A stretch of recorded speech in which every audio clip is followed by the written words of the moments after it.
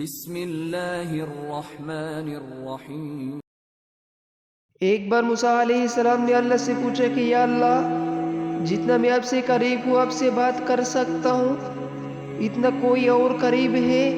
اللہ تعالیٰ نے فرمایا اے موسیٰ، آخری وقت میں ایک امت محمد صلی اللہ علیہ وسلم کی ہوگی، اور اس امت کو ایک مہینہ ایسا ملے گا جس میں وہ خشک ہونٹ و پیاسی زبان، سوکھی ہوئی آنکھیں، بھوکے پیٹ جب افطار کرنے بیٹھے گی تب میں ان کے بہت قریب ہوں گا۔ موسیٰ، تمہارے اور میرے درمیان 70 پردوں کا فاصلہ ہے، لیکن افطار کے وقت اس امت اور میرے درمیان ایک پردے کا فاصلہ بھی نہیں ہوگا، اور جو دعا مانگیں گے اسے قبول کرنا میری ذمہ داری ہوگی۔ اللہ تعالیٰ کا ارشاد ہے کہ روزہ خاص میرے لیے ہے، اور میں ہی جس طرح چاہوں گا اس کا اجر و ثواب دوں گا۔ میرا بندہ میری رضا کے واسطے اپنی خواہش، نفس اور اپنا کھانا پینا چھوڑ دیتا ہے، بس میں خود ہی اپنی مرضی کے مطابق اس کی اس قربانی اور نفس کشی کا صلہ دوں گا۔ روزے دار کے لیے دو مسرتیں، ایک افطار کے وقت اور دوسری اپنے مالک الملک کی بارگاہ میں حاضری اور شرف ملاقات کے وقت۔ اور روزے دار کی منہ کی بو اللہ تعالیٰ کی نزدیک مشک کی خوشبو سے بھی بہتر ہے، یعنی انسانوں کے لیے مشک کی خوشبو جتنی اچھی اور جتنی پیاری ہے، اللہ تعالیٰ کی ہاں روزے دار کی منہ کی بو اس سے بھی اچھی ہے۔ اور روزہ دنیا میں شیطان و نفس کے حملوں سے بچاؤ کے لیے اور آخرت میں آتش دوزخ سے حفاظت کے لیے ڈال ہے۔ رمضان المبارک خیر و برکت، ہمدردی و عہد کا مہینہ، اس ماہ کی راتوں میں اللہ تعالیٰ کی جانب سے 3 مرتبہ اعلان کیا جاتا ہے کہ کوئی ہے توبہ کرنے والا، میں جس کی توبہ قبول کروں، کوئی ہے مانگنے والا مجھ سے تو میں اس کا دوں، کوئی ہے معافی مانگنے والا کہ اسے معاف کر دوں۔ اگر کوئی مسلمان اشرا مغفرت میں اپنے پچھلے تمام کبیرہ گناہوں سے سچے دل سے توبہ کر لے تو اس کے صغیرہ گناہ روزے کی برکت سے معاف فرما دیے جاتے، اور وہ شاہ گناہوں سے ایسا پاک ہو جاتا ہے جیسا اس کی ماں نے اسے بھی ابھی جنم دیا ہو۔ بلا شبہ جس کسی کو اللہ تعالیٰ کی مغفرت مل گئی وہ اسے سب کچھ مل گیا۔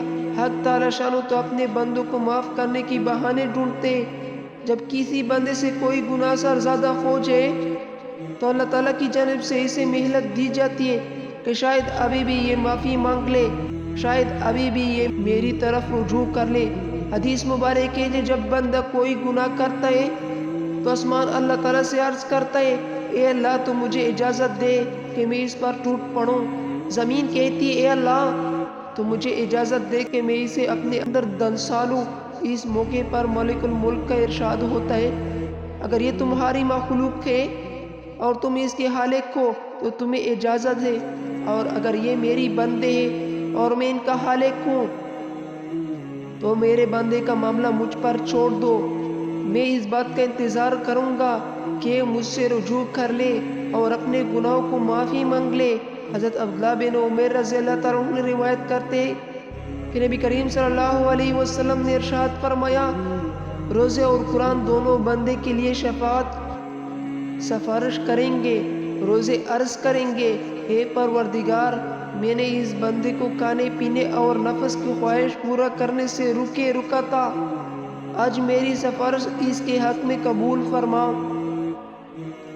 اور قرآن کہے گا کہ میں نے اسے بندے کو رات کو سونے اور آرام کرنے سے رکا تھا، آج اس کے حق میں میری سفارش قبول فرما۔ چنانچہ روزے اور قرآن دونوں کی سفارش بندے کے حق میں قبول فرمائے جائے گی۔ حضرت ابو ہریرہ رضی اللہ تعالیٰ عنہ سے روایت ہے کہ ان حضرات صلی اللہ علیہ وسلم نے ارشاد فرمایا کہ 3 آدمیوں کی دعا رد نہیں ہوتی، ایک روزے دار کی افطار کے وقت، اور دوسرے عادل بادشاہ کی، اور تیسرے مظلوم کی۔ حضرت سہیل بن سعد سعدی رضی اللہ تعالیٰ عنہ سے روایت ہے کہ سرکار دو عالم صلی اللہ علیہ وسلم کا فرمان عظیم ہے کہ جنت کی دروازوں میں ایک خاص دروازہ ہے جس کو باب الریان کہا جاتا ہے، اس دروازے سے قیامت کے دن صرف روزے داروں کا داخلہ ہوگا، ان کے سوا کوئی اس دروازے سے داخل نہیں ہو سکے گا۔ اس دن پکارا جائے گا کہ کدھر ہے وہ بندے جو اللہ کے لیے روزے رکھا کرتے تھے اور بھوک پیاس کی تکلیف اٹھایا کرتے تھے، وہ اس پکار پر چل پڑیں گے۔ جب وہ روزے دار اس دروازے سے جنت میں پہنچ جائیں گے تو یہ دروازہ بند کر دیا جائے گا، پھر کسی کا اس سے داخلہ نہیں ہو سکے گا۔ ریان کا لغوی معنی ہے پورا پورا سیراب۔ یہ بھرپور سیرابی تو اس روزے دار کی صفت ہے جس سے روزے داروں کا داخلہ ہوگا۔ آگے جنت میں پہنچ کر جو کچھ اللہ تعالیٰ کے انعامات ان پر ہوں گے، ان کا علم تو بس اللہ تعالیٰ ہی کو ہے۔ اس مبارک ماہ کی ان تمام فضیلتوں کو دیکھتے ہوئے مسلمان کو اس مہینے میں عبادت کا خاص اہتمام کرنا چاہیے اور کوئی لمحہ ضائع اور بیکار نہیں جانے دینا چاہیے۔ ہم اپنے تمام صغیرہ و کبیرہ گناہوں سے معافی مانگ کر اللہ تعالیٰ کے حضور پاک صاف پیش ہو سکتے۔ اللہ پاک ہم سب کو اپنے نفس کا تزکیہ کر کے تقوی اختیار کرنے کی توفیق عطا فرمائے، آمین۔